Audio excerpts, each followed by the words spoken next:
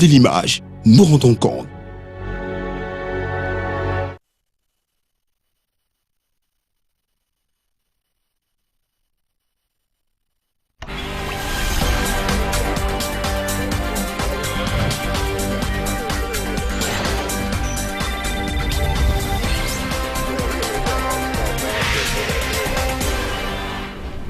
Bonsoir à tous, bienvenue sur le plateau Equinox ce soir, ravi de vous retrouver. Nommé par le chef de l'État il y a quelques jours, quelques sous-préfets du nord-ouest et du sud-ouest voient leur installation traîner du fait du climat sécuritaire peu favorable. Plus on s'approche du 7 octobre, jour du scrutin présidentiel, plus la tension monte entre les belligérants. Le gouvernement vient donc de mettre à la disposition de chacune des autorités sur place pas moins de 40 éléments des forces de défense et de sécurité pour rendre possible la faisabilité des élections du 7 octobre dans ces arrondissements avec les menaces séparatistes. Au même moment, à Douala 5e, c'est un autre sous-préfet qui fait parler de lui en interdisant un meeting du parti Univers le jour de lancement de la campagne présidentielle. Madame, Monsieur, le fait du jour.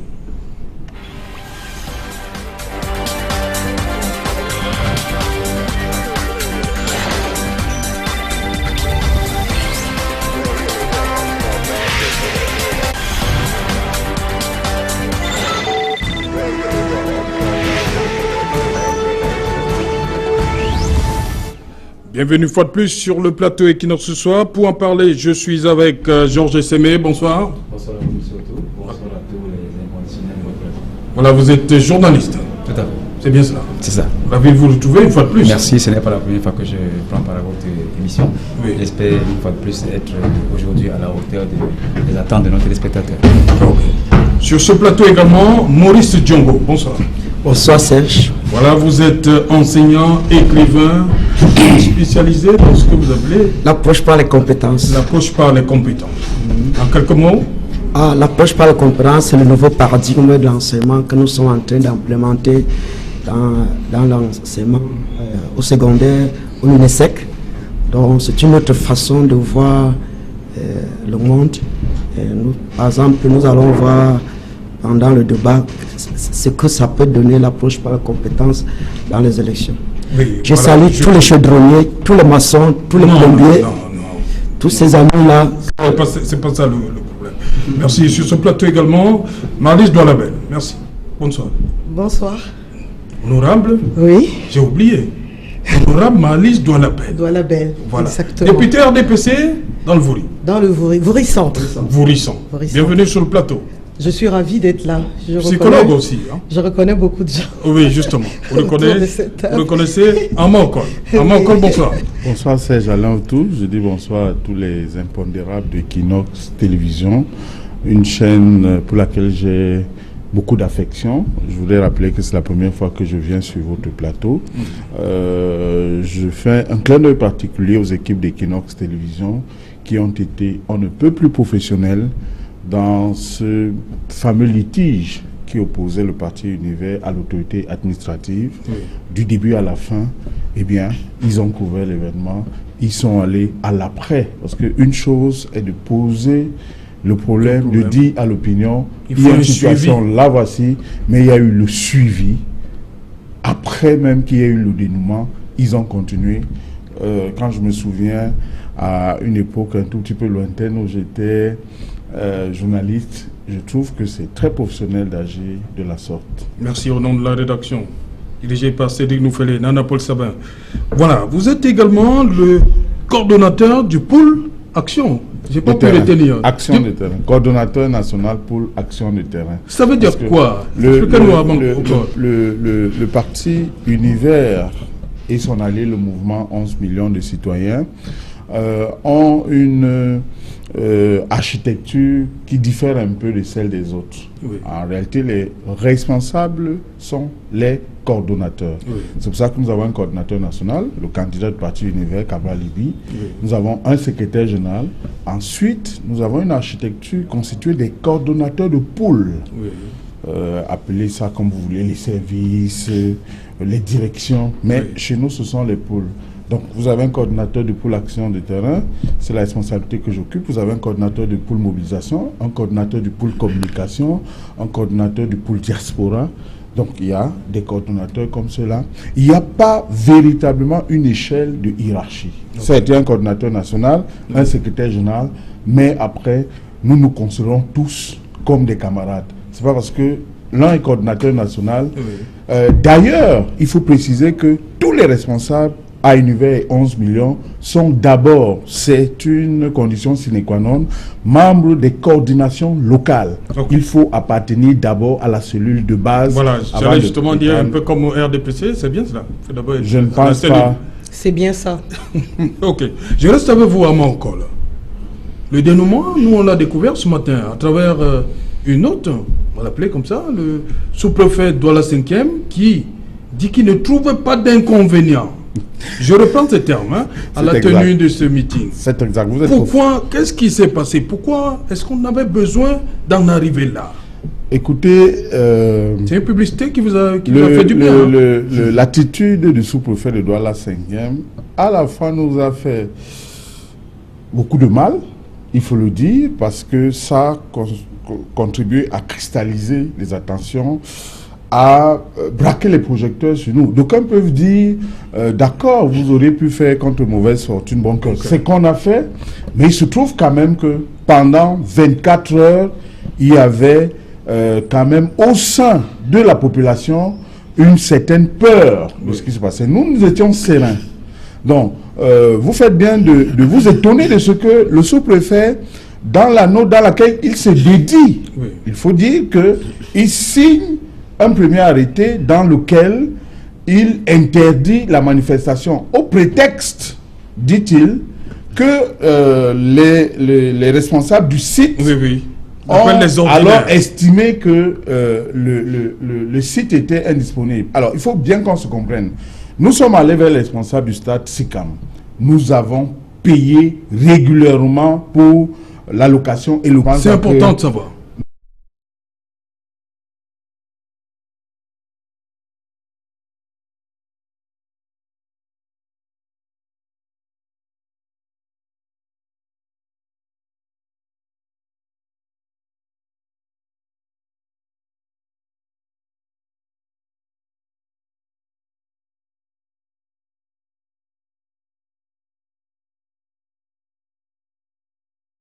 Ils ont déjà une passion du stade, nous pouvons la faire désormais.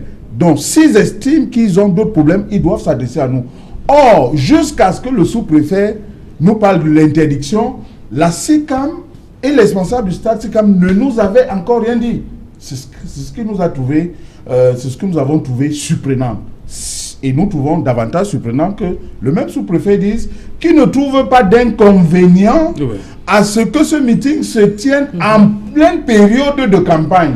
Nous, on ne lui a jamais dit que les conditions n'étaient pas réunies. Donc, à la fois, c'est lui qui dit que les conditions ne sont pas réunies pour la tenue de ce meeting, et c'est lui-même qui revient dire qu'il ne trouve pas d'inconvénient. C'est-à-dire qu'il est contradictoire avec lui-même, mais tout est bien qui finit bien. Nous voulons rassurer les Camerounais du Vouri, de Douala, de la région du littoral et même d'ailleurs que dimanche, à partir de 14 h au stade de SICAM, Cabral Libi, le candidat du parti Univers, va s'adresser à eux à 15 h tôt pile. Il sera déjà là parce qu'au moment où cette émission se tient, il est naturellement à repos Douala. Malice Doualabel, pourquoi l'autorité? C'est comme si l'autorité ne savait pas que c'était le début de la campagne électorale en interdisant ce meeting. Moi, Parce que lorsque vous lisez sa lettre, il parle, il dit qu'il ne trouve pas d'inconvénient, surtout que c'est le début, 24 ou 48 heures avant, il avait interdit. Comment comprendre ça? Pour moi, c'est une belle histoire de la démocratie.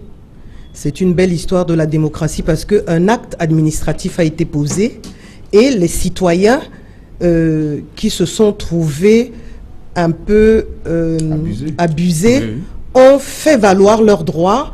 Et je pense que l'autorité administrative a fait une relecture de ce dossier et a estimé, Enfin, je ne peux pas lui faire un procès, je ne sais pas. C'est quoi? C'est le discours de Cabral qui a fait reculer non, l'autorité? Objectivement, le fait... La détermination de Cabral, il dit, il y aura, nous, on va tenir notre meeting. C'est ça qui a fait reculer les autorités. On a vu également, à un moment donné de l'histoire de notre démocratie, des citoyens insister sans que cela aboutisse à quelque chose de positif. Et là, ça aboutit pourquoi? Parce qu'ils étaient dans leur droit. Simplement parce que notre démocratie est en train d'avancer. Et que de plus en plus, nous allons aller vers une résolution, j'allais dire objective, pas pacifique, objective de ce type de dossier. Donc je suis très heureuse que monsieur. Est-ce qu'on ne pouvait pas éviter ça, honorable? C'est ça ma question. Ben, on peut tout éviter. Oui. Mais sauf que la vie n'est pas faite que d'évitement. À un moment donné, les gens se confrontent et ce qui intéresse les citoyens ou les observateurs, c'est l'aboutissement de ce type de conflit. Et pour moi, c'est un aboutissement heureux. Okay. Je voulais rappeler à l'honorable rapidement, on va donner la parole aussi que le rétropédalage du sous-préfet Douala 5e n'est pas une victoire de la démocratie. Je voudrais vous rappeler que jusqu'à hier, il n'était pas revenu sur sa décision. Il aura fallu que le président du comité d'organisation du meeting de Douala, Jean-Louis Batoum, le secrétaire général du mouvement 11 millions de citoyens, Aristide Eko, et moi-même, nous allions rencontrer le préfet, qui était hermétique au début. Il aura fallu qu'on lui brandisse les arguments pour lui montrer que nous ne partions pas chez le sous-préfet lui demander une autorisation. Mais nous avons déposé une déclaration pour l'informer. Vous êtes le garant de l'ordre public, sachez que nous sommes dans vos territoires de commandement, nous vous informons, nous ne demandons pas une autorisation. Le préfet du Vouri était hermétique quand nous entrons chez lui, le rencontrer. On passe près de 3/4 d'heure. Et au moment de sortir, le préfet nous demande d'aller rencontrer les responsables de la SICAM.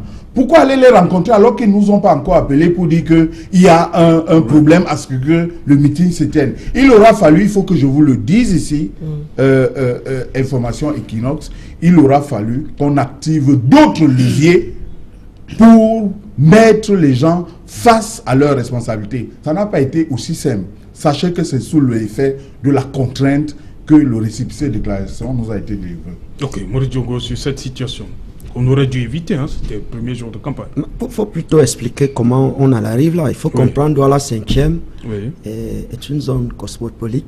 Il y a une bonne partie de l'UPC. Il y a beaucoup le RDPC fortement implanté depuis Madame Foni. Et quand on sait que Cabral appartient au groupe Bassa, ça dit que quand on va dans l'échelle de Maslow, le fait, ça se trouve le besoin d'appartenance au 3e niveau. Cela veut dire qu'il peut actionner d'une façon émotionnelle, c'est pour récupérer beaucoup de militants du RDPC, de cette zone-là. Donc c'est ça qui fait que les tenants du RDPC dans la zone ne veulent pas ça. Et donc le RDPC ne voulait pas que Cabral tienne son meeting là-bas? Il faut aller... C'est qui ont amené le sous-préfet à interdire? Non, j'ai écrit dans mon livre, à la page 125, que le Cameroun n'est pas gouverné par les bêtiers comme les gens disent, pas par le RDPC comme les gens disent, mais par le fonctionnaire. Et ces fonctionnaires, ce sont les sous-préfets. C'est-à-dire qu'au même de Mme Foning, le sous-préfet Douala 5e est le vrai président de la section. Il a tous les moyens, il a toute la logistique pour faire le boulot. Donc, de toute façon, quand vous allez, quand les politiciens descendent sur le terrain, il faut connaître cette problématique-là. C'est-à-dire que quand vous venez contre le RDPC, dans l'antichambre, il y a les fonctionnaires... Donc, Boris Diongo, vous voyez la main du RDPC derrière cette interdiction. Le monsieur est responsable de ses propos, mais de grâce, ne réduisez pas Cabral à une ère géographique. C'est pas possible. Parce qu'aujourd'hui, au moment où nous parlons, Cabral revient au Cameroun. Mais vous avez bien vu que pendant 3 semaines, la République est debout, du nord au sud et de l'est à l'ouest. Les gens sont debout. Ils ne suivent pas le candidat du parti Univers pour son appartenance à une aire géographique. Ils le suivent pour le projet de société, le projet alternatif qu'il leur propose. Et l'équipe qui est autour de lui n'est pas une équipe qu'on peut identifier à une aire géographique. Je tiens à faire cette question. Pourquoi vous voulez fuir? Non, attendez. Oui, allez-y, Georges Zemei. Alors, sur la question, je pense que les panélistes tournent autour du pot. Il faut clairement dire qu'il s'agit d'une question de, pas de conflit de compétences, mais de confusion de compétences. Parce que nous avons eu une correspondance du gestionnaire du stade SICAM qui a clairement adressé aux responsables du parti Univers que le stade était disponible le 23. A contrario, il y a une autre correspondance du sous-préfet de la 5e qui dit que le stade, n'est pas disponible et il interdit la tenue du meeting du Cabral. Alors, il est là dans une totale confusion de compétences parce qu'il n'appartient pas au sous-préfet de déterminer la disponibilité ou pas du stade. Il appartient au gestionnaire du stade qui a clairement défini aux responsables d'Univers que le stade était effectivement disponible. Donc, à côté de cette confusion de compétences, je crois, pour les juristes que je suis, il y a un abus, pas de pouvoir, mais de fonction. Même d'autorité. Autorité. Et je crois que les responsables du Univers ont été très gentils en respectant la hiérarchie administrative, en évitant de formuler un recours pour excès de pouvoir. Et heureusement que, je crois, hier ou avant-hier, le préfet du Vori a tranché, voilà, il a tranché sur la question en définissant clairement les rôles de chacun sur la question. Le stade était disponible, alors que la décision de l'autorité administrative dit que le stade n'est pas disponible. Le préfet a dit tout à fait que le sous-préfet n'était pas dans son rôle. Et je crois que la messe a été dite à ce niveau. Bien que, entre-temps, entre les deux sorties de l'autorité et du gestionnaire du stade, il y a quand même eu la sortie de l'Univers à travers M. Koumondon qui a dit qu'on maintient, on persiste ici, ce meeting va se tenir. Nous sommes tout à fait heureux. Et là, je rejoins les propos de l'honorable qui dit que on est en face d'une situation de démocratie positive. Et je suis satisfait qu'on en est arrivé à un apaisement après la décision finale du sous-préfet qui reconnaît enfin que, il a dit en termes très poli, qui reconnaît enfin qu'il n'est pas dans son droit d'interdire un tel rassemblement, mais que le représentant, le candidat du parti Univers peut désormais dérouler sa campagne présidentielle à partir du stade. Il aurait pu dire également que je me suis trompé. Il a été très poli. Ok, je crois que l'essentiel est là, il est sauf. Voilà. Il ne trouve pas d'inconvénient, le meeting va se tenir. Maintenant, on va toujours parler du sous-préfet, honorable Dolabel. 40 éléments des forces de défense pour assurer. On va le dire. Pourquoi aujourd'hui, depuis que Namata Diteng a été enlevé, le 11 février, on a vu ce qui s'est passé. Beaucoup ont déserté le boulot là-bas. Il a fallu attendre tout ce temps pour mettre sur pied ces mesures. Alors, première chose, je voulais à la gouverne de M. Okol dire que c'est aussi bien qu'on ne reste pas crispé. Parce que, vous voyez, nous sommes depuis à peu près 20 ans en train d'éclore quelque chose de précieux pour nous tous. Et chaque fois qu'on a une victoire, chaque fois qu'on a un pas de franchi, au lieu d'adopter le ton de raillerie pour dire oui, il y a eu rétropédalage, etc. Moi, je pense qu'il faut plutôt célébrer ce type pour capitaliser. C'est le psychologue qui parle là. Peut-être, et puis une dame d'un certain âge. Oui, non, le militant. Donc, je pense que c'est important pour nous tous parce que ça décrispe et puis ça met chacun face à ses responsabilités et ça donne une forme de satisfaction, par exemple à monsieur le préfet qui, à un moment donné, s'est mis devant le droit et a dit le droit. Et aujourd'hui, nous nous rendons compte que ce meeting va se tenir et que ça va décrisper l'environnement, etc. Avec nous, vous m'avez convié? Oui. Non, je n'ai pas vu l'invitation. Je viens de le faire. Ah, d'accord. Bon, pour maintenant parler de la situation sécuritaire dans le nord-ouest et le sud-ouest, j'ai déjà eu à faire ce témoignage pour dire que je suis fille de fonctionnaire. C'est-à-dire que dans nos familles, les cantines étaient toujours pas très loin parce que pratiquement tous les ans ou tous les 1 an et demi, il fallait partir. Et en 1959, mon père était chef de subdivision des travaux publics à Edea. Donc vous vous rendez compte, c'était la veille des indépendances et la Sanaga maritime était vraiment à feu et à sang. Mais il n'est pas parti. Ils avaient quel âge? Ils avaient 30 ans. Pourquoi? Parce qu'il s'agit de la République. La République doit rester debout, quel que soit le cas. Après, il a été muté en 62 en Konsamba. C'était exactement la même chose, pour ne pas dire pire. Chaque fois qu'il allait pour une mission, on était tous presque en deuil. Et des fois, il revenait, sa voiture cribée de balles. Vous voulez dire que ces sous-préfets ont eu tort de quitter, d'abandonner leur poste? Je pense qu'ils ont eu tort d'abandonner leur poste, mais maintenant on peut comprendre sur le plan émotionnel qu'ils aient, j'allais dire, qu'ils n'aient pas réussi à assumer une telle charge. Maintenant, je vais chuter pour dire que, en tant que DRH, oui, un poste a un environnement.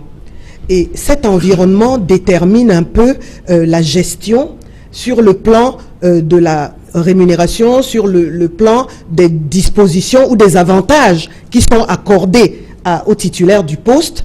Et donc, dans le cas précis qui nous intéresse, la sécurité était un des éléments qu'il fallait peut-être garantir. Oui. Peut-être que les responsables hiérarchiques n'ont pas mesuré à temps le risque qui pesait autour de ces fonctionnaires, mais je pense qu'ils devaient, eux, enfin si je vais avoir la prétention de faire comme si c'était moi le patron de cette boîte, je me serais attendu à ce qu'il y ait une formulation j'allais dire, des appréhensions ou des préoccupations que vivaient ces personnes pour que la réponse soit apportée. Maintenant, c'est fait. Je pense que tout le monde a pris la bonne mesure en fonction de la difficulté persistante, oui, sur le plan sécuritaire, que ces personnes devraient être gardées pour ne pas partir. Parce que dès qu'ils partent, la République, oui, est où?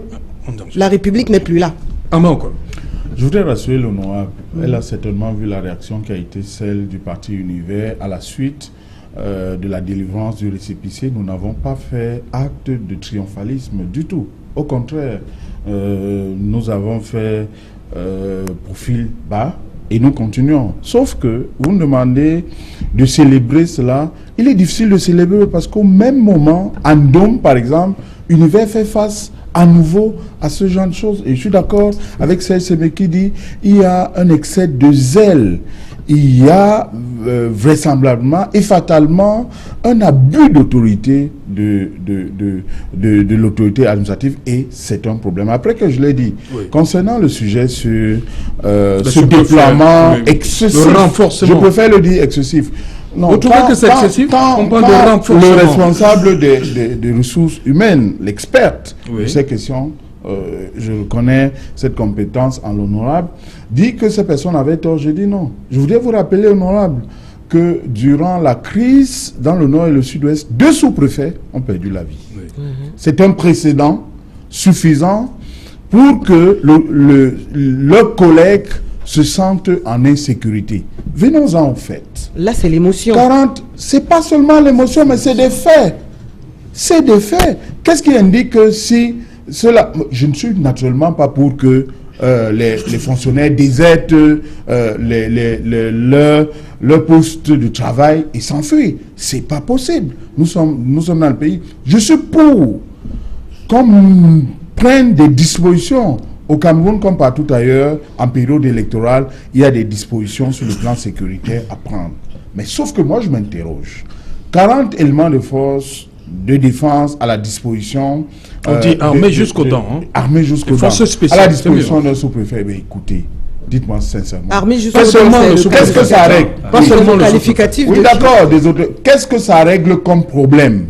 Ce qu'il faut rappeler, c'est que au moment où il y a ce déploiement, les populations, elles, désertent les localités. Il ne me semble pas que les bureaux de vote se trouvent dans la brousse ou au Nigeria où il y a un exode massif. Ce déploiement militaire excessif, pour ma part, va davantage contribuer à créer une sorte de peur, de psychose dans la cité. À partir de ce moment, je me demande véritablement comment on va faire. Est-ce que ces éléments vont aller chercher les électeurs de force pour qu'ils viennent accomplir leur droit de vote? Imaginez-vous l'état dans lequel se trouvent les électeurs de la partie du nord-ouest et du sud-ouest aujourd'hui.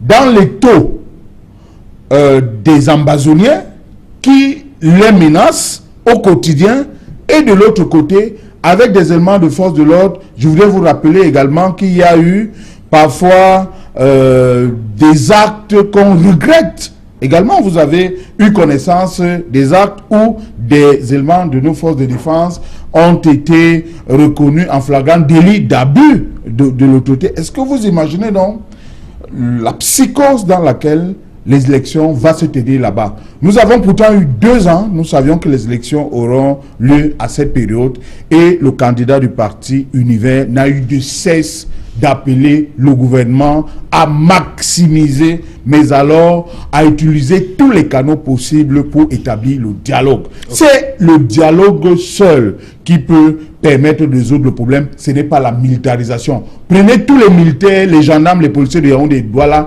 amenez-les dans les zones du nord et du sud-ouest. Rien n'indique que les gens sortiront de leur maison pour aller accomplir le devoir citoyen. La psychose, cette présence massive, va contribuer à créer la psychose davantage dans la population? J'aimerais aborder mon analyse sur 2 angles. Oui. D'abord, l'angle de la crise anglophone, ensuite l'angle de l'élection présidentielle.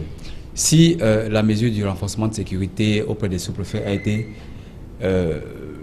édictée parce qu'il y a une crise anglophone, j'estime que c'est assez tard pour renforcer la sécurité auprès des sous-préfets, parce que la crise anglophone a démarré depuis fin 2016 et les sous-préfets existaient déjà. Et c'est en 2018 qu'on pense à renforcer la sécurité auprès d'eux afin qu'ils assument leur mission. C'est extrêmement tard et c'est une maladresse administrative. Sur le cas de l'élection présidentielle, c'est opportun. Je suis parfaitement d'accord qu'il soit sécurisé parce que ces 2 régions sont en proie à la sécession. Mais est-ce que c'est suffisant pour assurer la sécurité?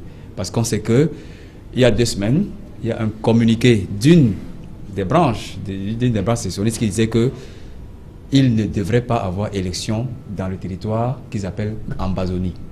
Et je crois qu'ils ont tous les moyens humains, financiers et opératoires pour empêcher qu'il y ait les élections dans leur zone.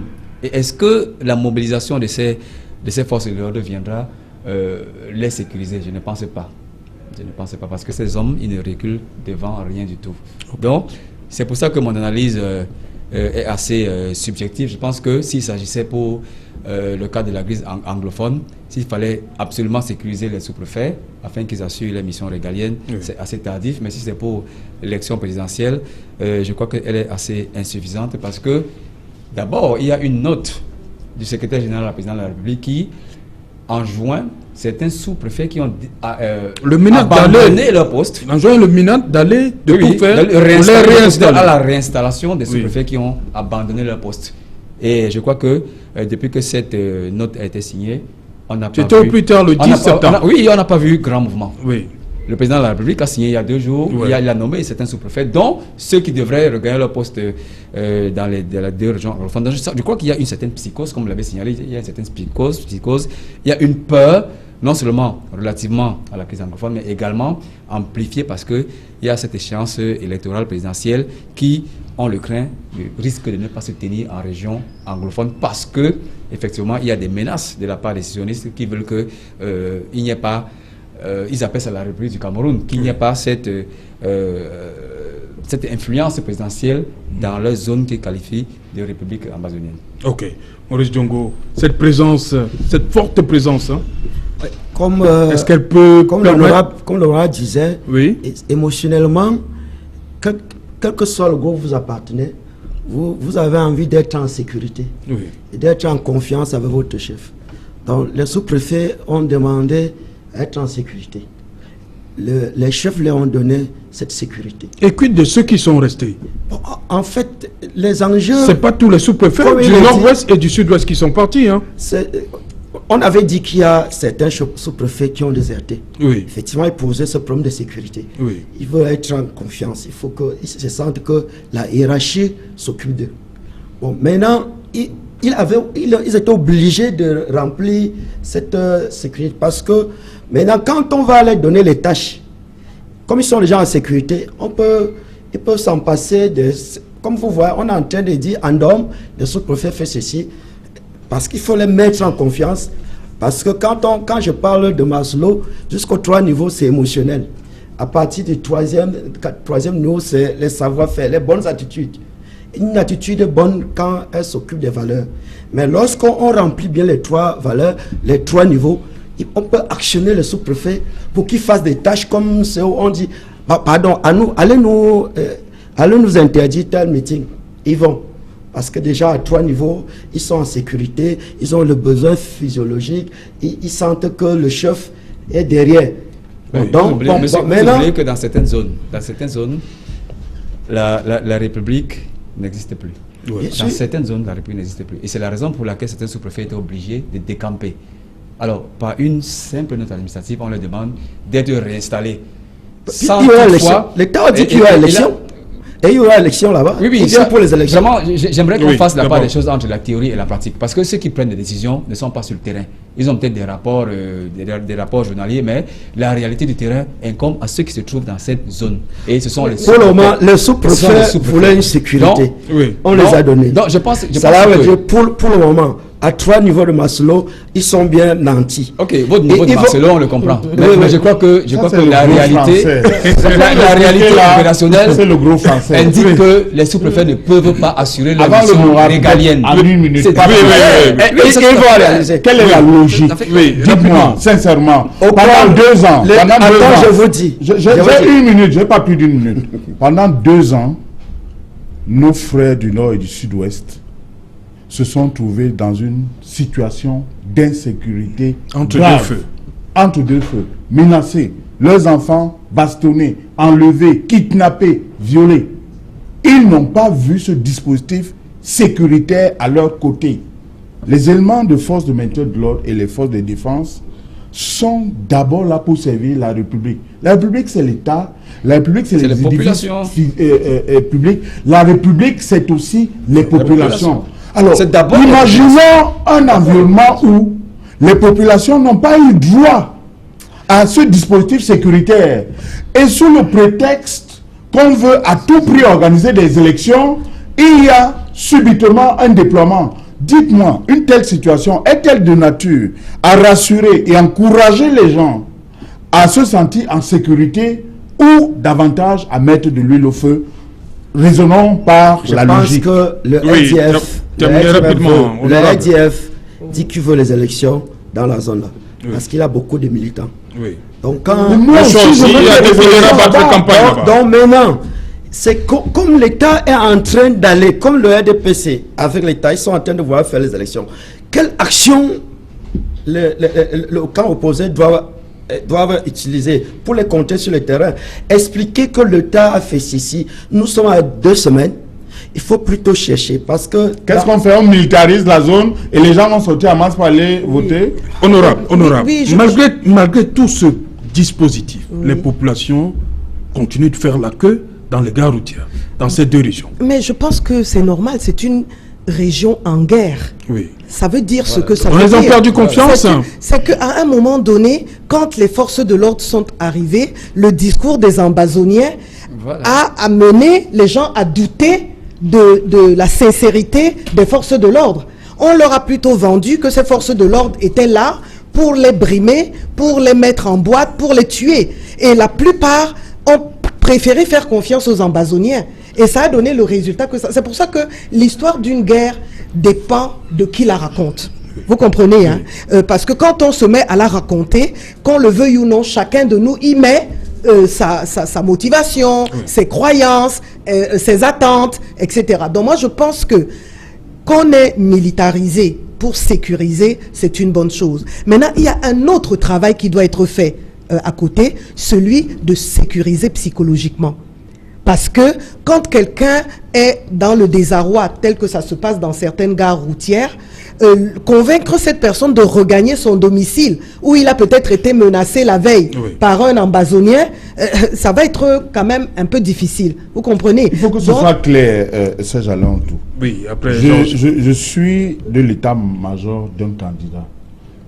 Son souhait, et vous le connaissez, depuis 1 an et demi, il a sensibilisé les gens à aller s'inscrire sur les listes électorales, puis à retirer leur carte, il demande qu'ils aillent voter. Notre souhait, c'est que tous ceux qui seront inscrits aillent accomplir leur droit de vote. D'abord, si c'est en sa faveur, c'est tout bénef, tant mieux. Mais nous, on s'interroge. quel est l'état d'esprit de ceux qui auront désormais et la menace sécuritaire et devant eux des personnes cagoulées avec des armes prêtes à faire. Mais si feu. ces personnes la cagoulées les question que je me protègent, pose est donc celle de C'est pas pour les savoir. protéger, on va encore.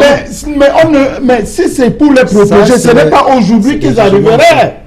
Si ce déploiement est là pour les protéger, ce n'est pas aujourd'hui que ce déploiement serait arrivé.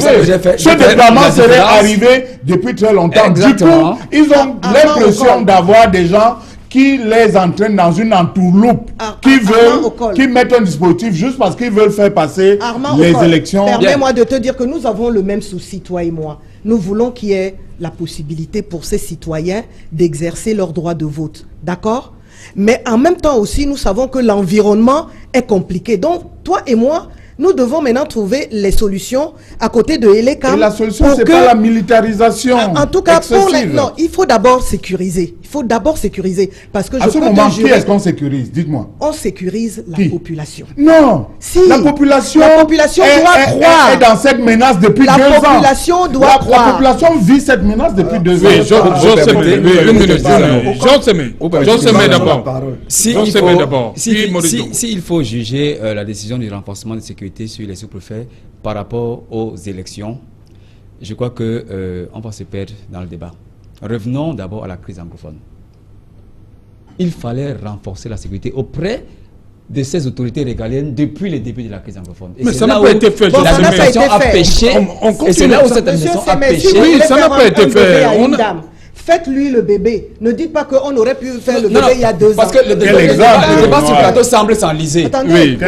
Au col ramène la couverture vers les élections, alors que l'honorable ramène plutôt généralement dans la crise anglophone. Oui. Il faut distinguer les deux. Absolument. Sur les élections, si on veut renforcer la sécurité auprès des sous-préfets, c'est opportun.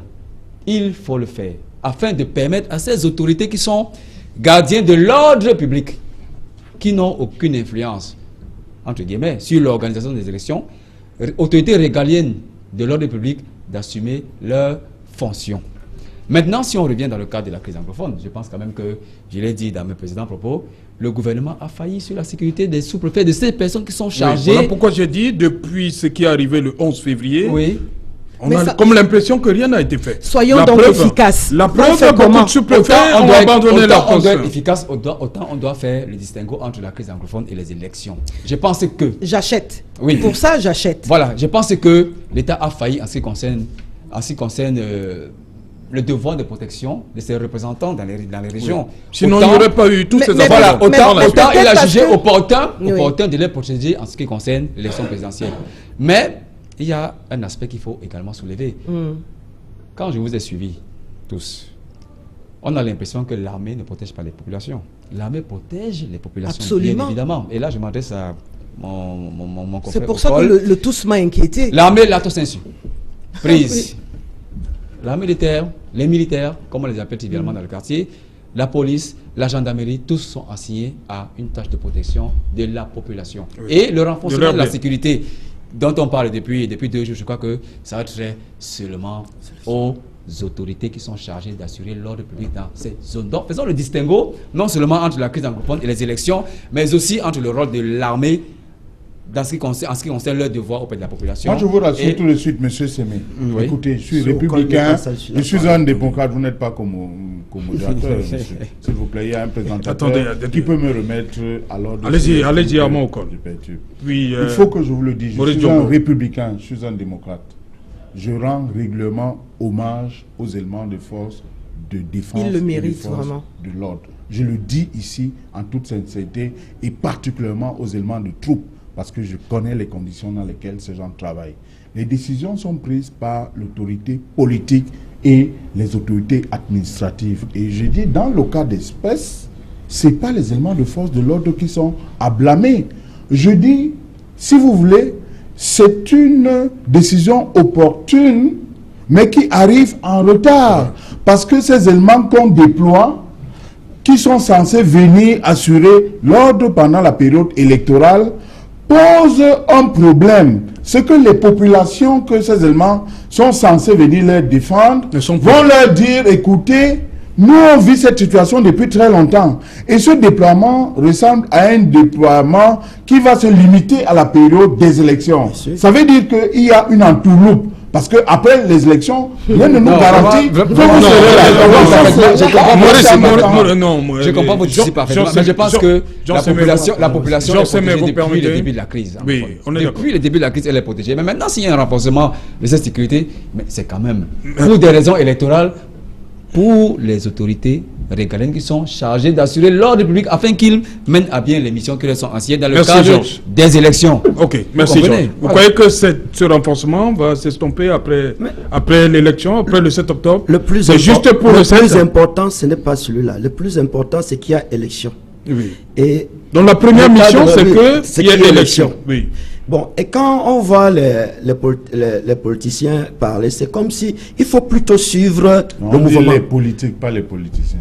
Les politiques. Politicien, c'est celui qui fait la politique, c'est de démagogie. Les politiques, c'est un entrepreneur politique, c'est lui qui pratique l'activité politique. Merci Armand. Politique. Merci Armand.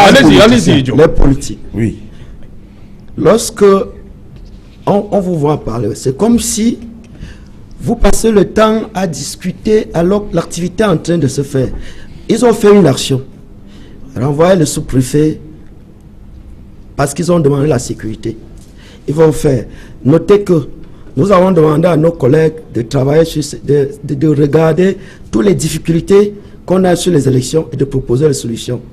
On nous a donné un document on parle de 8 façons de fraude. Dans ces 8 façons de fraude, les sous-préfets sont cités. Cela veut dire quand on envoie des sous-préfets dans ces conditions et que nous voyons sur le tableau de bord qui sont cités sur les 8 façons, il faut que vous commenciez maintenant à mettre un dispositif pour les suivre. Mais si on parle d'élection, on ne parle pas d'organisation d'élection. Parce que nous le disons. Il pense que le retour, il dit que le fait qu'on revienne. Non, ce monsieur est venu réciter ses cahiers. Ça n'a rien à voir avec ils viennent pour faire les élections. Non, il pense que la présence, il pense que la présence des sous-préfets et pour contribuer à ce que... Oui, voilà. C'est pour faire les élections d'abord. Ça, c'est son. Voilà, c'est ce qu'il dit. Et surtout que le SDF demande précisément qu'il y ait élection là-bas. Et la sécurité auprès des sous-préfets sera également accordée à tout candidat qui ira mener campagne. Commencez maintenant à demander aussi la sécurité. Ne dis pas que on a donné... Demandez votre sécurité. M. Okol sera autant protégé que les sous-préfets.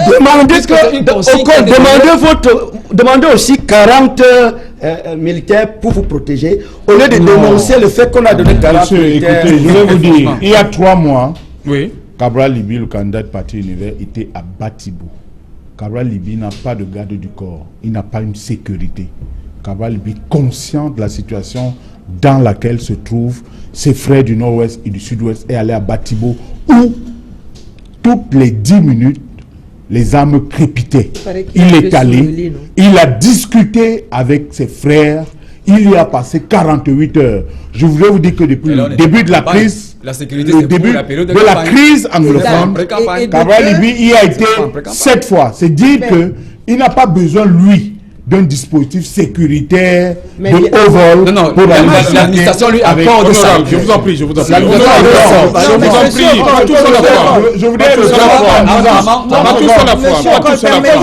Pas tous à la fois. Comment il n'a pas besoin? Non, pas tous à la fois. Merci encore. Monsieur, c'est bon. Je dis, vous avez raison. Parce que je vous en prie. Permettez à l'honorable de dire. Alors, la première chose, c'est que quand Cabral Libby fait le déplacement, Cabral Libby, en pré-campagne, ne représente rien. Ah non, c'est pas possible. Quand je dis rien, non, et je dis même que il y a déjà candidat déclaré. Non, mais attendez, écoutez, il n'a pas dans son profil quelque chose qui j'allais dire, une aspérité quelconque. Non, c'est pas vrai. Non, il n'a pas. Tu ne peux pas comparer Cabral Libby, candidat, et le commissaire du coin. C'est pas la même chose. C'est pas la même chose. Donc, je dis, ok, d'accord, il a vécu son expérience, il en est revenu, ses expériences, il en est revenu sain et sauf que j'ai entendu à un moment donné qu'il était sous un lit C'était vraiment... mais à un moment donné, C'est gentil pour c'est la vérité. Vous pouvez aller, sauf qu'on n'a pas vu, on n'a pas vu on ne peut pas les comparer acteurs de votre formation politique aller là-bas pendant cette période chaude. Je dis, hein, Monsieur Cabral Libi est, j'allais dire lisse. Vous comprenez? Oui. Parce qu'il n'a pas gouverné. Okay. Parce qu'il n'a pas administré. Parce qu'il n'a à son actif Quel aucune action. Oui. Je prends ça Et ça veut dire, parce c'est que un compliment. vous voulez dire que... Je veux donc dire que les rancunes... Il est libre de tout engagement et qui n'est pas comptable de la situation catastrophique dans laquelle vous, honorables, et vos dirigeants avez plombé le Cameroun. C'est la raison pour laquelle il donne un rendez-vous formel ce dimanche 23 à 15h au stade de Sicap. On n'en est pas encore là. Je vais répondre. Je vais répondre. Cabral va certainement raconter son rêve et les gens vont l'écouter. Quand moi je raconte un vécu. Et un vécu, c'est très différent d'un rêve. Vous avez commencé par le rêve avant de parler du vécu. Oui, mais alors, c'est On crescendo. commence par le rêve c'est crescendo. Et on aboutit par le vécu. C'est crescendo. Josémé, vous pensez que c'est des mesures juste pour le 7? Bien, je pense que... Ces mesures, alors que les populations sont en train de... J'ai posé la question, personne n'arrive à me répondre. Les populations sont protégées. Autant des égarements de certaines forces de l'ordre conventionnelles que des abus des sécessionnistes. Ils sont protégés depuis le début de cette crise. On a mobilisé beaucoup de ressources humaines armées là-bas et plusieurs types d'armements pour effectivement préserver, pas les autorités régaliennes, mais les populations. Et je crois que c'est ce à quoi ces forces de l'ordre s'attellent à faire depuis 2 ans. Mais pourquoi les populations sont en train de partir? Parce qu'effectivement, il y a eu un message de psychose. Oui. Je travaille pour le journal Repère. On dit qu'elles n'ont pas confiance à nos forces. Je parle de psychose. De défense. Il y a, vous savez, ce n'est pas une guerre tout à fait conventionnelle. Il y a l'armée d'un côté qui exerce ses actions selon le droit de la guerre. Mais de l'autre côté, il y a une sorte de guérilla, des bandits ou alors des sécessionnistes, ils se revendiquent être des sécessionnistes qui ne respectent aucun droit en ce qui concerne non seulement le droit international, mais également le droit national. Je pense donc que les populations sont entre deux feux. Les populations sont entre deux feux. Ils estiment qu'ils ne sont pas suffisamment protégés par l'armée, mais ils affirment que de l'autre côté, ils subissent la pression des sécessionnistes. Donc, c'est pour ça qu'on voit ces vastes mouvements migratoires internes vers la région du littoral, mais également vers la région de l'Ouest. Ils appartiennent donc aux autorités régaliennes qui préservent l'ordre public de prendre toutes les mesures idoines, non seulement pour arrêter cette hémorragie migratoire, mais également pour rassurer les autorités régaliennes de ces deux régions. On a condamné le gouverneur de la région du Sud-Ouest qui allait dissuader. Vous parlez de arrêter l'hémorragie. Bien sûr, c'est pour ça que je dis que les populations sont entre deux feux. On ne peut pas empêcher quelqu'un de se mouvoir. Entre l'assurance de l'État qui est représentée sur le terrain par le gouverneur et les forces armées, mais également par les exactions des sécessionnistes qui, malheureusement, semblent avoir plus d'emprise sur eux que les consignes données par l'autorité régalienne. C'est pour ça qu'on voit ces vastes mouvements migratoires vers les régions du littoral et les régions de l'Ouest. Donc, je pense que en cette période électorale, il faut plutôt avoir un discours rassurant à l'endroit des populations. Ce devoir appartient non seulement aux politiques, mais également aux autorités administratives. Malheureusement, ce discours a été fait par les candidats à la présidentielle, il a été fait par l'administration, mais ça n'a donné aucun effet. On observe encore aujourd'hui que ces populations continuent à envahir les régions du Nord-Ouest. Merci. Cédric Noufélé. Bonsoir Cédric Noufélé. Bonsoir Sage Alain, bonsoir à vos invités. Voilà, le 20h c'est dans un instant. Qu'est-ce qu'il y a au menu du 20h que vous allez présenter? À la veille de l'ouverture de la campagne électorale, nous parlerons de cette guerre des sondages qui est observée depuis quelques semaines au Cameroun, alors que certains cabinets américains donnent vainqueur. Paul Biya, président sortant et candidat à l'élection présidentielle, il y a d'autres sondages qui ont été effectués par d'autres cabinets et parmi lesquels d'autres candidats se sont positionnés comme les vainqueurs de cette élection présidentielle prévue le 7 octobre 2018. Des experts analysent et décryptent la véracité de ces multiples sondages observés dans le paysage politique camerounais.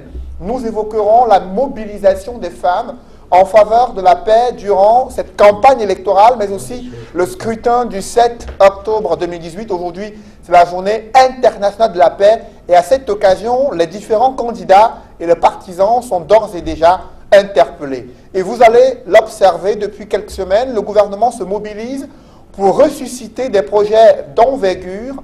6 ans après son annonce, le projet d'assemblage des voitures au Cameroun vient d'être ressuscité et le site d'assemblage a été trouvé à la zone industrielle de Bonabéry.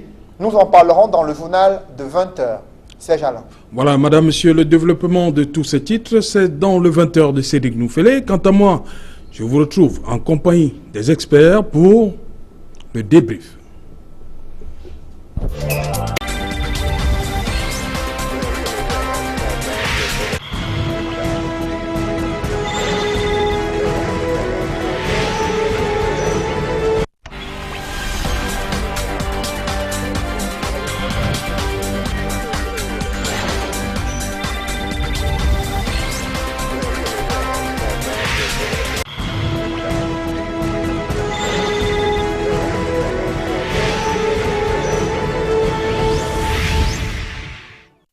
Voilà, retour sur le plateau Equinox ce soir, toujours en compagnie des experts. Et le premier à prendre la parole, c'est une dame, honorable Marlise Doualabel.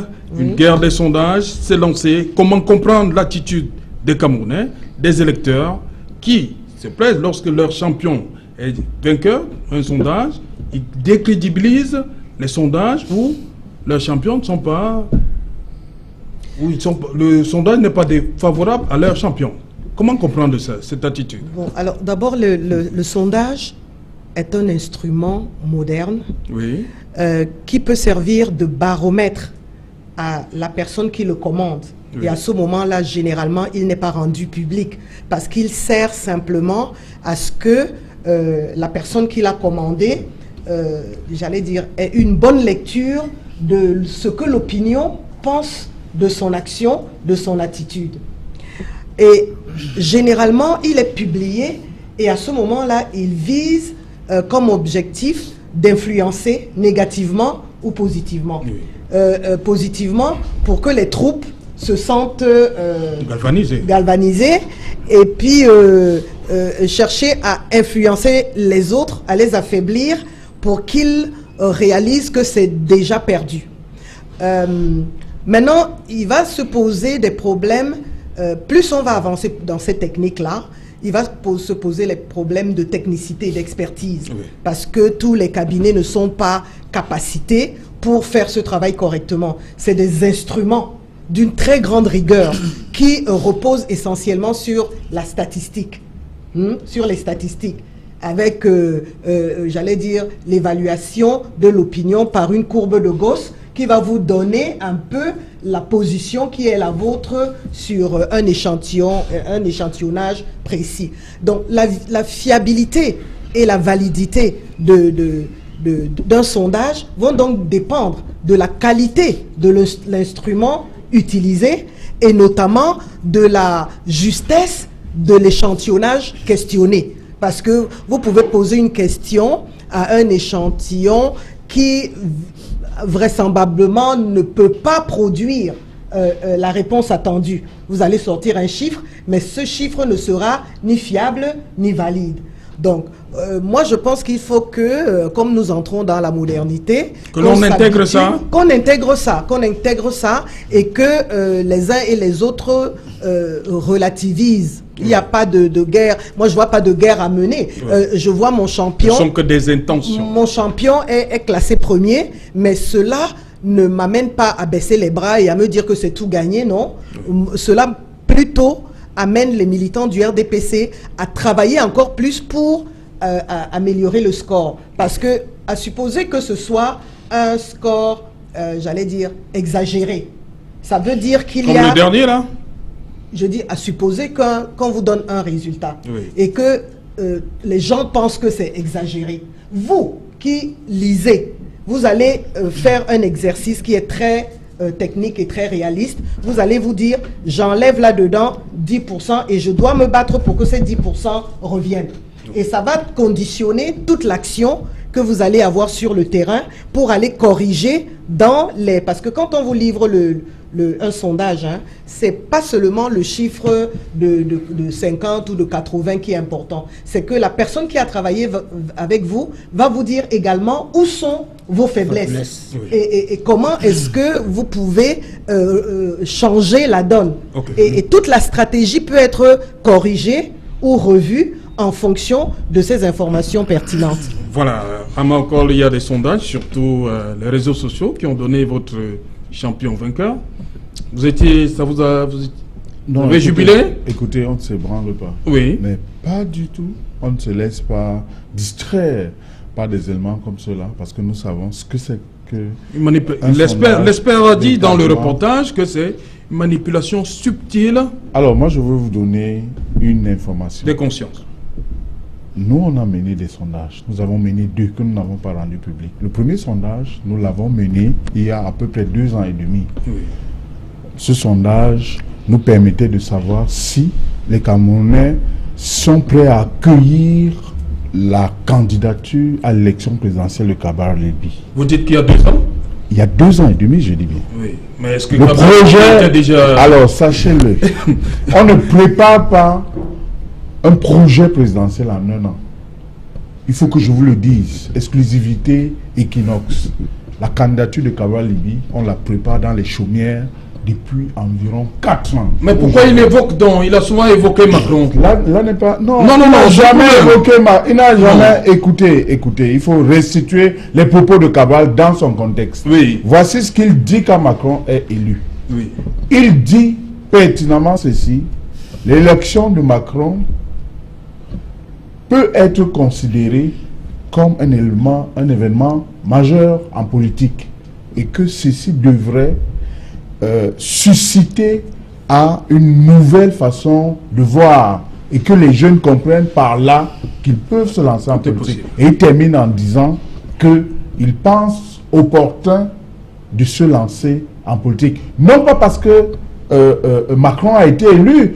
Que faisait Kabar Lébi depuis 10 ans qu'il est présent sur la scène? Il n'était pas un acteur politique, mais il était dans le champ politique parce que les sujets qu'il évoquait avaient une connotation politique. Je vous dis donc que... Sur les 2 sondages que vous avez réalisés. Le premier sondage visait à savoir auprès de l'opinion s'ils sont prêts à accueillir sa candidature à l'élection présidentielle. Et les résultats de ce sondage nous ont confortés à l'idée que les Camerounais sont prêts à accueillir sa candidature. Le deuxième sondage visait à savoir ce que les Camerounais attendent comme offre politique. Et c'est sur la base de ce sondage que nous avons bâti notre projet de société. Les sondages comme ceux qu'on brandit aujourd'hui, l'honorable a bien fait de le dire. Il y en a qui visent à déstabiliser, il y en a sur lesquels les gens s'appuient pour travailler. Parce que c'est d'abord un instrument, un outil technique sur lequel les gens doivent travailler. On a eu un débat, je ne sais pas s'il y a 2 modérateurs sur ce plateau. Je trouve que c'est quand même... Allez-y, c'est indécent. Allez-y, ce n'est pas poli de vouloir m'interrompre alors qu'il y a un présentateur. Allez-y, c'est lui qui distribue le temps de parole. Monsieur, soyez un tout petit peu poli quand même. Moi, je respecte votre temps de parole, respectez le mien. Je vous en prie. Je dis donc que le sondage comme celui qu'on a vu, qui place Paul Biya, premier, ne nous dit pas quel est l'échantillonnage, ne nous dit pas quels sont les sondés. C'est un graphique, un sondage. L'échantillonnage est très important. Pourquoi? Parce que dans un pays comme le Cameroun, qui a près de 25 millions de Camerounais, l'échantillonnage se veut représentatif. On peut sonder 2000 personnes. Et il faut dire que un sondage, c'est au moins 1500 personnes de sonder. On peut sonder 1500, mais choisi dans un environnement qui permet de refléter l'avis de la majorité. Et il a été démontré que l'Institut qui a rendu public ce sondage est un institut qu'on ne connaît nulle part, parce qu'il y a eu des enquêtes là-dessus. Alors, ils ne disent pas durant quelle période ils ont fait le sondage, combien de personnes ont constitué l'échantillon, quelle catégorie de personnes exactement, preuve que c'est une fumisterie tout simplement. Je dis, nous tenons compte des sondages parce que c'est un instrument, mais on ne se laisse pas déstabiliser par ça. Nous estimons que battre nos adversaires et l'adversaire principal, le président sortant, n'est pas un cadeau. Donc nous travaillons au quotidien sans nous laisser déstabiliser par de tels éléments. Maurice Diongo, l'expert dans le reportage de Guy Zogo, disait qu'il n'y a rien de neutre derrière un sondage. Mais il n'y a rien de neutre, mais il y a quelque chose de scientifique. Oui. Ce qui m'embête, c'est qu'un sondage donne les indicateurs et permet aux intervenants d'utiliser pour travailler. Oui. On n'a pas dit que le président Biya a gagné les élections. Voilà. Ce ne sont que des intentions. Mais non, je veux dire à tout le monde que tout à l'heure, nous faisons la promotion de l'approche par les compétences. Quand on a une situation problème, il faut pouvoir trouver un concept théorique pour l'analyser. Tout à l'heure, j'ai utilisé Maslow. Cela veut dire que si les gens n'ont pas compris, qu'ils aillent dans Google lancer Maslow pour commencer à s'approprier. Parce que dans la toximie psycho-affective, nous utilisons beaucoup Maslow. Pour ce cas-ci, nous allons utiliser la segmentation qu'on utilise en marketing. Et ça touche sur le GOS. L'implantation sur le terrain. Alors, si on prend le RDPC, je vous ai dit que quel que soit le RDPC s'appuie sur le sous-préfet. Et ils sont partout. Ils peuvent couvrir tout le territoire. Voilà. Donc, voilà déjà, à partir de cette implantation, on peut dire qu'ils sont bien. Ils ont une masse critique pour partir. Si je prends le RDF, si le RDF est en train de se battre pour que, il y a élection au sud-ouest, dans la zone anglophone. Nous restons sur les sondages. Ouais. C'est pour augmenter leur masse critique par rapport à ce sondage. Vous voyez? Oui. Bon, quand on prend les autres partis sont installés où? Que chacun voit où est installé. Si vous couvrez... Vous voulez parler des fiefs? Ouais. Si vous couvrez moins de 30% du territoire, Gauche demande qu'on vous rejette. Si vous couvrez entre 30 et 70, on vous dit d'actionner autre levier pour monter au moins à 68%. Ça, c'est la courbe de Gauss. Mais si vous avez la capacité d'aller sur 70%, ne faites rien, vous allez. Pour le moment, je demande à Univers, nous avons proposé à toutes les forces de changement qu'à l'heure actuelle, les enseignants du Cameroun couvrent 70% du territoire et forment une force pour les accompagner. Nous sommes en train de lancer des situations-problèmes. C'est-à-dire que les enseignants doivent apprendre aux enfants à régler les situations-problèmes. Cette situation-problème-là, vous pouvez les confier, ils vont le faire. Nous allons voir s'ils sont capables de régler déjà une situation-problème eux-mêmes pour aller enseigner aux enfants. Ok. Jean Sémé, sur ces sondages. Bien, d'abord, je me réjouis de ce que le paysage électoral camerounais soit... comment ça s'habitue à ça? Envahi par des sondages, qu'ils viennent de l'extérieur ou alors qu'ils viennent de l'intérieur. Il y a Innovative Solution qui a jeté un pavé dans la mare en donnant le président sortant comme je vais vous reprendre parce qu'on a traité ça ici. Qu'est-ce qui dérange dans le dernier sondage? C'est l'écart astronomique entre Paul Biya et le second. Ce qui dérange en fait... Paul Biya 81%, Joshua aussi 7%. C'est ça qui dérange? Ce qui dérange en fait, c'est que Innovative Solution serait un institut très proche du candidat sortant. Et là, je parle en tant que journaliste parce que des investigations ont été menées et les résultats de ces investigations ont prouvé que Innovative Solution est détenu malheureusement par quelqu'un qui serait parent à un ministre de la République qui est très intéressé par la question électorale de notre pays. Dites-le clairement, le petit frère du ministre de l'administration territoriale. Bien évidemment. Si je relève ce caractère subjectif qui dérange des hommes politiques comme M. Okol, mais en tant que journaliste et observateur de la scène politique du pays, je me rends compte que ce résultat, ce sondage reflète parfaitement l'équilibre des forces politiques sur le terrain. Parfaitement. Parfaitement. On donne M. Biya en tête, suivi de M. Kamto, de Joshua, voilà, de Joshua, après M. Kamto, Akeri Mouna, et suit le candidat de M. Okol, Libye. Oui. Quand je prends le Kabia, quand même, j'aimerais bien me référer au dernier sénatorial. C'est le RDPC qui est sorti gagnant. Même s'il y a une partie électorale et une autre partie nominative, c'est encore le RDPC qui est sorti gagnant et le SDF en seconde position. Mais on observe indirect. Quand même, oui, on observe quand même, même si c'est un suffrage indirect. Le suffrage indirect est issu d'un suffrage direct à la base, oui. Quel qu'en soit les cas. On observe néanmoins une percée des nouvelles forces politiques. Et le candidat que défend M. Okol se retrouve parmi le quintet gagnant. Oui. N'est-ce pas, M. Okol? Il y a même des sondages qui le bien évidemment. Second. Et d'autres sondages mettent le candidat de M. Okol gagnant. Ouais. Donc je pense quand même que... Nommez-le... Monsieur Kabalibi, bien évidemment. Je pense quand même que quand on prend grosso modo les sondages qui ont été rendus publics jusqu'à aujourd'hui, ça reflète parfaitement l'équilibre des forces politiques aujourd'hui en vigueur sur le terrain. Monsieur, je crois qu'il y a eu 5 sondages qui ont été rendus publics. Ça peut avoir un impact sur le 7 octobre et là, vous me posez une question piège. Vous posez une question piège parce que certains disent qu'il s'agit d'une manipulation. Oui. Et d'autres disaient que heureusement, c'est l'équilibre des forces en présence sur le terrain.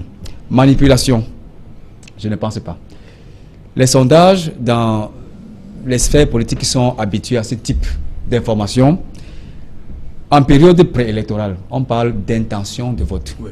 En période électorale et jusqu'à la fin de la campagne, on parle de vote ferme. Et là, on est en période préélectorale et tous ces sondages qui ont été rendus publics sont des intentions de vote qui peuvent être renversées en période de campagne. Oui. Donc, ce n'est pas du tout ferme. Qu'on présente le candidat Biya comme gagnant, oui, ou alors le candidat Libye comme gagnant, ce n'est pas du tout ferme. C'est en période électorale, en campagne électorale, que chacun, lorsqu'il viendra faire valoir son projet de société, oui, que les votes seront consolidés, les intentions de vote seront consolidées. Et là, on pourra parler de sondage fermé. En l'état actuel de la publication de cet sondage, je crois que il faut toute proportion garder. On est encore dans les intentions de vote et les publicités, les publications de sondages qui ont été rendus publics peuvent évoluer au fur et à mesure que la campagne va se dérouler. Okay. Écoutez, je serai très court. Je serai très court. D'abord, comparaison n'est pas raison. Ensuite, on ne peut pas comparer les choses qui ne se ressemblent pas. Certes, nous sommes dans les élections, mais je dis c'est tiré par les cheveux de partie des élections sénatoriales qui sont un scrutin indirect. Première des choses, les sénatoriales, c'est un scrutin à plusieurs circonscriptions électorales. L'élection présidentielle, c'est une circonscription électorale unique. Permettez que j'aille jusqu'au bout, s'il vous plaît. Je serai très court, je n'ai pas beaucoup de temps. Ça, c'est la deuxième des choses. La troisième des choses, l'élection sénatoriale est une élection dont le corps électoral est composé, selon la loi, des conseillers municipaux et des conseillers régionaux. Il n'y a pas de conseillers régionaux à l'état actuel des choses et le RDPC à lui seul compte à peu près 93% des éléments constitutifs du corps électoral. Mais quelle est la magie? Non, mais écoutez, je n'ai pas terminé, mais laissez-moi parler.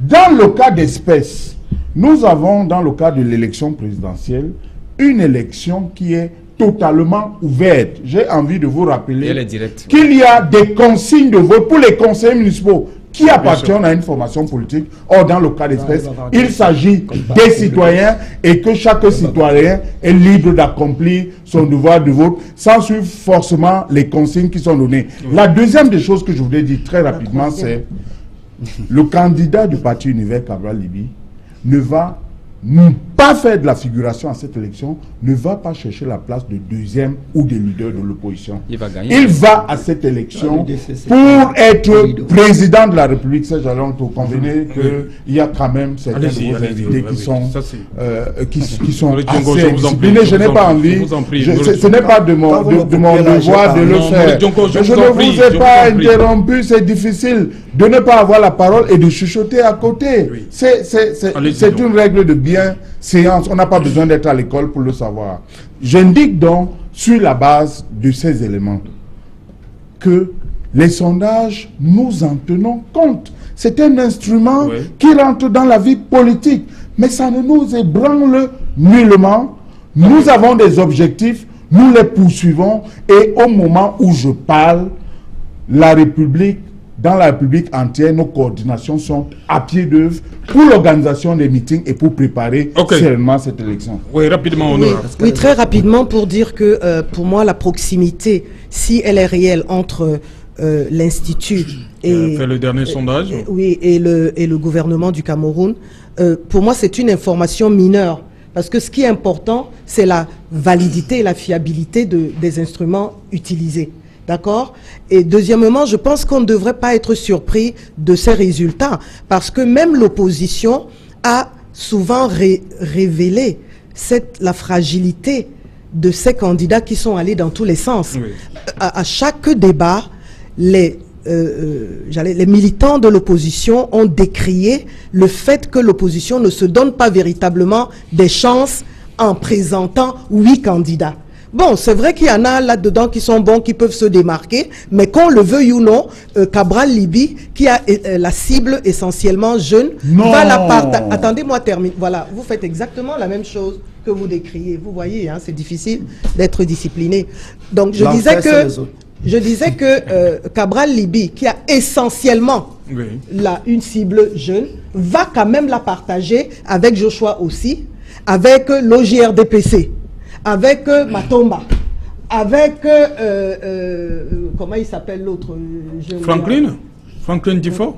Là, vraiment, c'est un pêcheur. Vous ne le connaissez pas? Le pasteur. Si, je le connais, mais je veux dire que lui, il a encore une cible encore plus spéciale. Oui. Parce qu'il va certainement pêcher dans la communauté spirituelle. C'est encore plus compliqué. Oui. Mais c'est pour dire que, qu'on le veuille ou non, que Cabral soit quand même reconnu. Moi, je lui reconnais cette qualité d'avoir eu le courage d'oser et le courage de vendre quelque chose que la jeunesse a entendu. Hein? Mais, à regarder froidement, cet électorat va être fractionné entre plusieurs candidats. Donc, si on dit que le président Biya part favori, ça ne devrait étonner personne. Si on est froid. Voilà.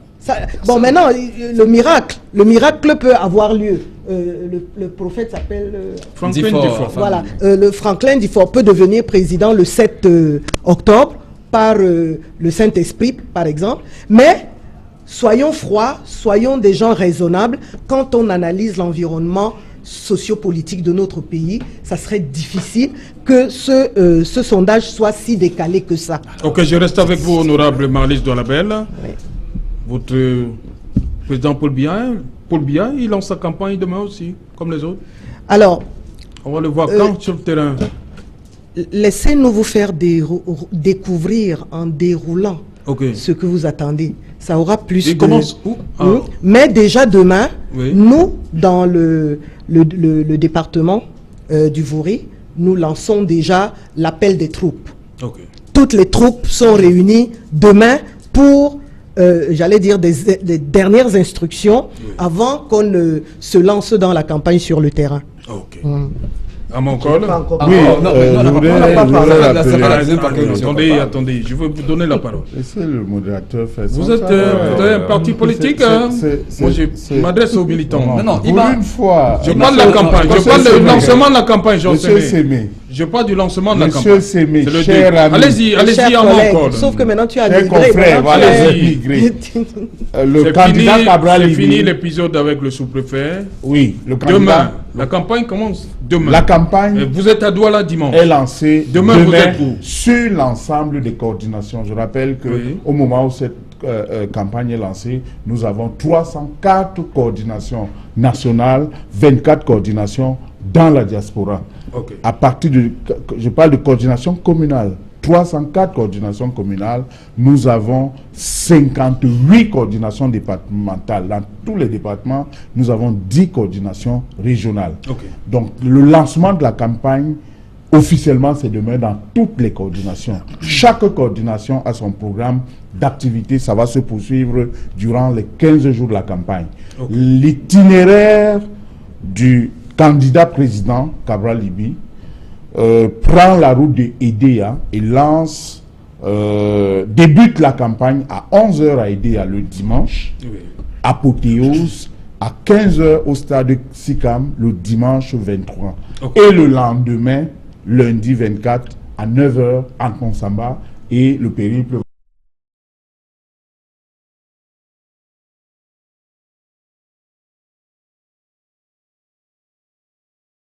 des 10 régions, non pas seulement dans les chefs-lieux de région, il ira également jusque dans certains villages. En 15 jours. En 15 jours. Ok, super. Ça a été pratiquement, on aura 2 ou 3 heures de nuit par jour. Ok. Il est question d'aller au contact Merci Amao. des citoyens. Maurice Djongo, Oui. les candidats sont là. Qu'est-ce que vous attendez des candidats? Je voulais d'abord dire au col Non, que pas d'abord. Allez-y, allez-y. Quand ce même. qu'on attend des candidats, de prendre acte Oui. de ce sondage, d'actionner d'autres leviers. Je leur conseille, nous avons proposé, les enseignants Voilà. ont 70%, ils courent le terrain à 100%, tellement comme le sous-préfet. Ils peuvent, si on les actionne, ils peuvent couvrir à 80% et peuvent accompagner n'importe quelle force de changement. Mardi, nous avons mis les experts APC qui vont travailler sur les 8 façons de faire la fraude. On appelle ça les GSA. Et on va les remettre gratuitement pour les permettre de mettre en confiance les électeurs qui pensent qu'il y aura la fraude électorale et ils ne vont pas venir voter. Ok. Georges Semet, journaliste, vous avez quelque chose pour les candidats? Ben, écoutez, j'aimerais rester Oui. journaliste et ne Oui. pas verser dans l'intérêt politique. Oui.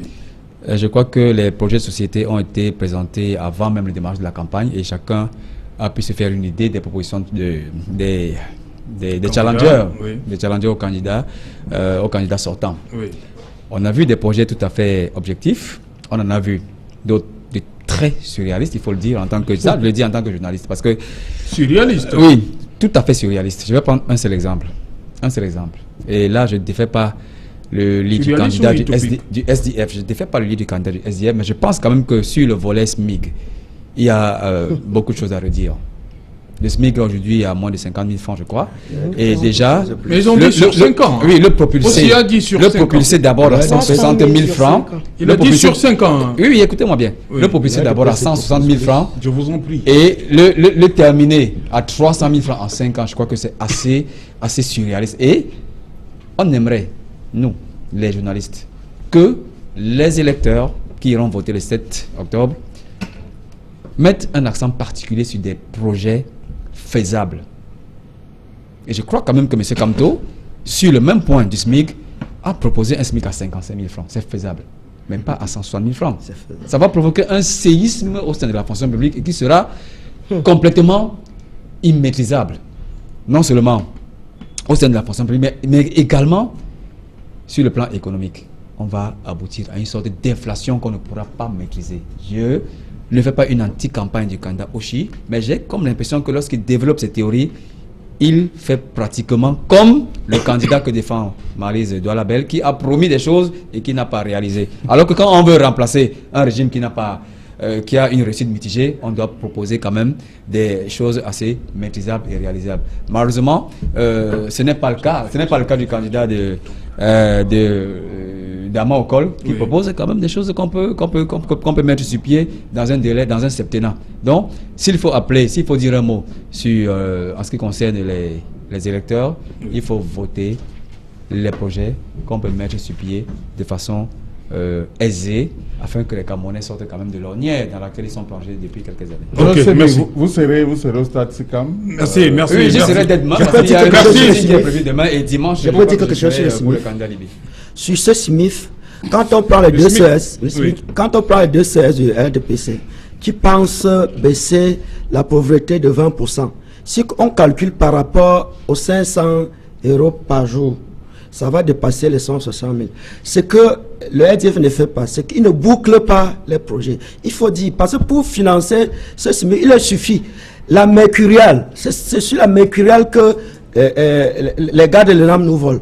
Il faut rabattre tous les prix de la mercuriale de 33%. Très belle Ok. théorie. Parce que quand Vous tous avez les prix laissé- sont multipliés par 3 sur la mercuriale, minimum. Ok. Vous rabattez de 33%, il peut financer... Ok, merci Maurice Diongo. Monsieur Sémé, vous Merci, avez dit quoi? honorable. Résultat mitigé. Voilà. La campagne commence demain et on va... Merci. Le bilan est plus que mitigé. Merci, mesdames, d'être venus. Merci, Maurice Diongo. Merci, Armand Cole. Merci, Georges Sémé. C'est ici que prend fin Equinox Soir, rediffusion 23h GMT. Il sera minuit à Baisse-les-Bottes. Nous sommes à l'est du Cameroun.